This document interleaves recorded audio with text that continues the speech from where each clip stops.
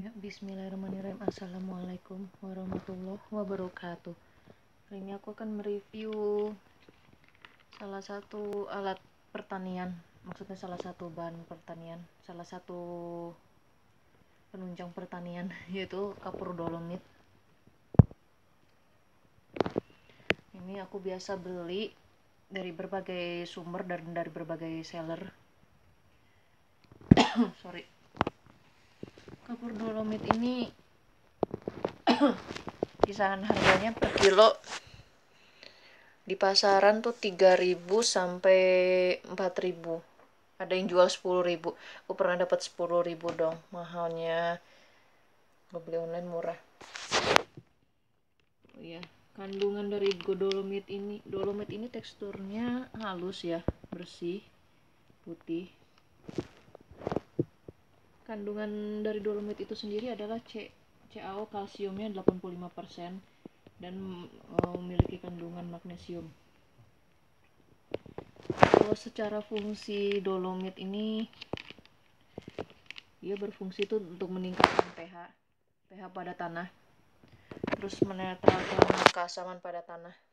Makanya kalau kita ngelihat pertanian besar tuh ya, sebelum memulai musim tanam, mereka suka taburin ini di atas permukaan tanahnya, karena supaya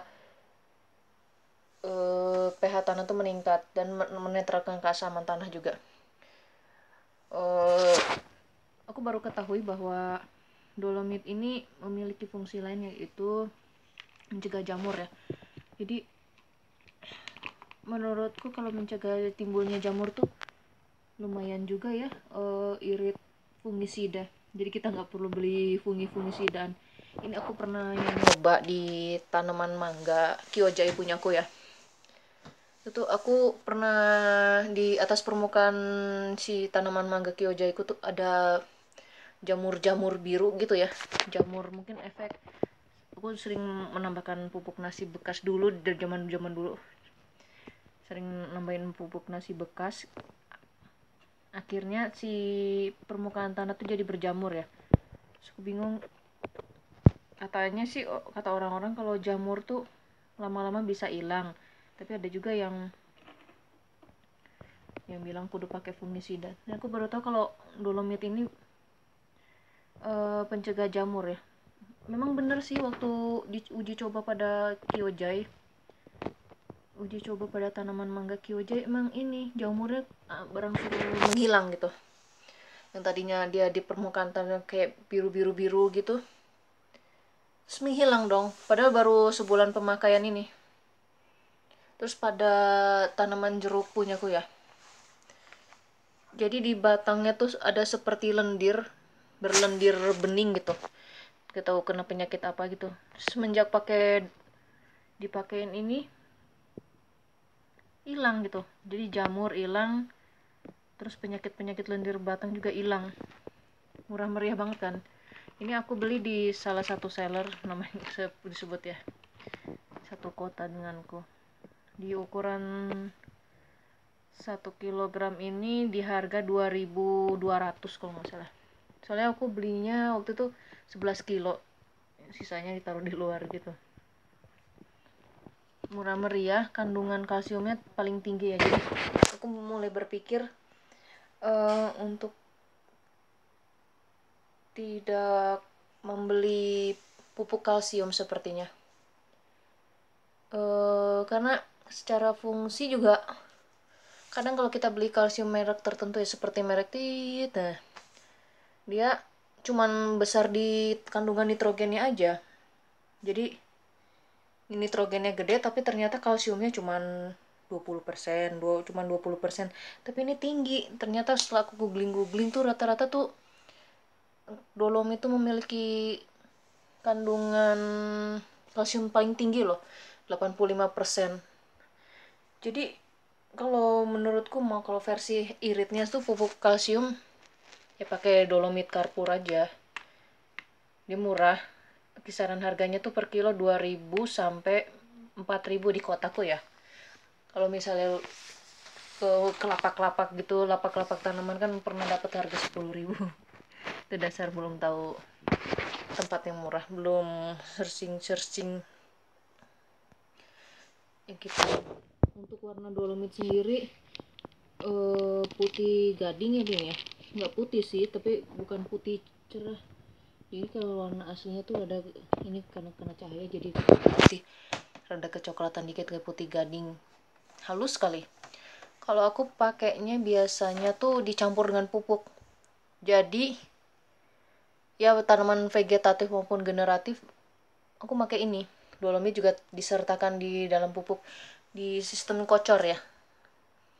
Di pupuknya kocor misalnya untuk fase misalnya dari tanaman mangga kyojai. Untuk satu pot 60 cm, diameter potnya 60 cm. Dolomitnya aku pakainya ini 2 sendok teh. 2 sendok teh beserta pupuk ini, pupuk tambahannya. Jadi ini bisa dicampur dengan pupuk sih biasanya. Misalnya NPK 1 sendok dalam 2 liter air, NPK 1 sendok teh. Terus urea ini masa vegetatif ya, urea 1 sendok teh. Dolomitnya ini 2 sendok teh dalam 2 liter air ya. Terus kalsium lain, kebetulan aku pakai kalsium juga selain ini, jadi tinggi kalsium kan ya. Karena aku selanjutnya kayaknya nggak akan beli pupuk kalsium merek apapun, karena buatku sih memuaskan ini ya, secara di harga murah banget nih, 2.000 sampai 4.000 ya kalau online. Terus kandungannya tuh bagus banget, kandungan CAO-nya tuh 85% kok. Timbang yang sudah kalsium yang sudah kemasan, mana sekilonya rata-rata segitulah. Pupuk kalsium bermerek atau curah gitu kan di 10.000 sampai 20.000 sampai 30.000. Menurutku sih mending ini ya, mending pakai yang ini, kalsium dolomit ini.